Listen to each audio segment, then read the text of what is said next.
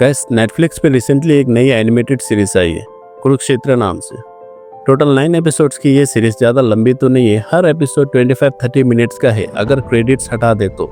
लेकिन बात सिर्फ लेंथ की नहीं है, इस सीरीज का फोकस महाभारत के पूरे एपिक पे नहीं बल्कि एक स्पेसिफिक चैप्टर कुरुक्षेत्र युद्ध पर है। सोचो जरा, महाभारत जैसी ह्यूज कहानी जिसमें हजारों कैरेक्टर्स और इवेंट्स है, उसको सिर्फ कुछ एपिसोड्स में दिखाना कितना चैलेंजिंग होगा। दूरदर्शन वाली महाभारत लगभग 1000 एपिसोड्स में बनी थी और ये नेटफ्लिक्स वर्जन ऐसा लगता है जैसे आप सीधा 500 एपिसोड से देखना शुरू कर रहे हो। इसलिए अगर आपको महाभारत की बेसिक स्टोरी या कैरेक्टर का बैकग्राउंड पता हो तभी आप इस सीरीज को अच्छे से देख सकते हो। मेकर्स को पता था इंडिया में 90% लोग ऑलरेडी महाभारत की कहानी जानते हैं, इसलिए उन्होंने टाइम वेस्ट नहीं किया बैक स्टोरी या डिटेल कैरेक्टर बिल्डिंग। पूरा फोकस रखा गया था कुरुक्षेत्र के वॉर जोन पे, जहाँ कौरव और पांडव दोनों आमने सामने आए। हर एपिसोड का नाम किसी न किसी मेजर वॉरियर के नाम पे रखा गया है, जैसे कर्ण, अर्जुन, द्रोणाचार्य एक्सेट्रा। और इसी वजह से हर एपिसोड आपको अलग अलग पर्सपेक्टिव से युद्ध की कहानी दिखाती है। ये एक फ्रेश स्टोरी टेलिंग स्टाइल लगती है, जैसे आप एक ही वॉर को अलग अलग हीरोज के आंखों से देख रहे हो। अब बात करते हैं एनिमेशन की। महाअवतार नरसिम्हा के बाद से ही इंडियन मैथोलॉजिकल एनिमेशन की डिमांड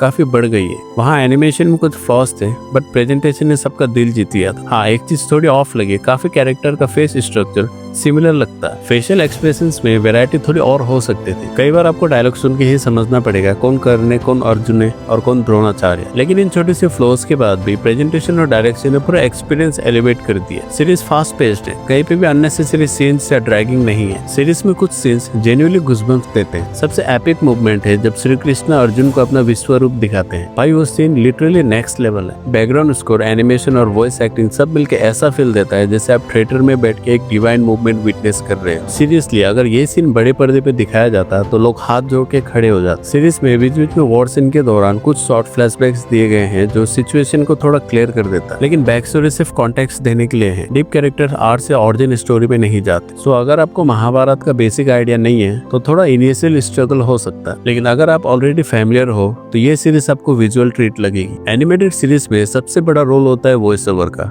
और कुरुक्षेत्र यहाँ 10 में से 10 ले जाती है। हिंदी डबिंग क्लियर, पावरफुल और रिस्पेक्टफुल है। डायलॉग्स में पियोटिक टच है लेकिन कहीं भी ओवर एक्टिंग नहीं लगती, इसलिए कैरेक्टर का इमोशन जेन्युइनली फील होता है, चाहे वो अर्जुन का डाउट हो या कृष्ण का विश्व रूप। कुरुक्षेत्र एक short but powerful animated series है। एनिमेशन क्वालिटी इंप्रेसिव है, प्रेजेंटेशन इंगेजिंग है और वॉइस एक्टिंग टॉप नॉच है। हाँ, ये पूरी महाभारत नहीं बताती, लेकिन जहाँ तक ये जाती है एक इंटेंस और इमोशनल वॉर सागा क्रिएट करती है। वीकेंड में फैमिली के साथ बिंग करने के लिए परफेक्ट। अगर आप मैथोलॉजी के फैन हो तो ये सीरीज आपको हार्ट वार्मिंग फील देगी और गूज़बम्प्स भी। मैं रिकमेंड करता हूँ ये सीरीज एक बार जरूर देखें। अगर ये वीडियो आपको पसंद आए तो उसको लाइक करके चैनल को सब्सक्राइब कर दीजिए।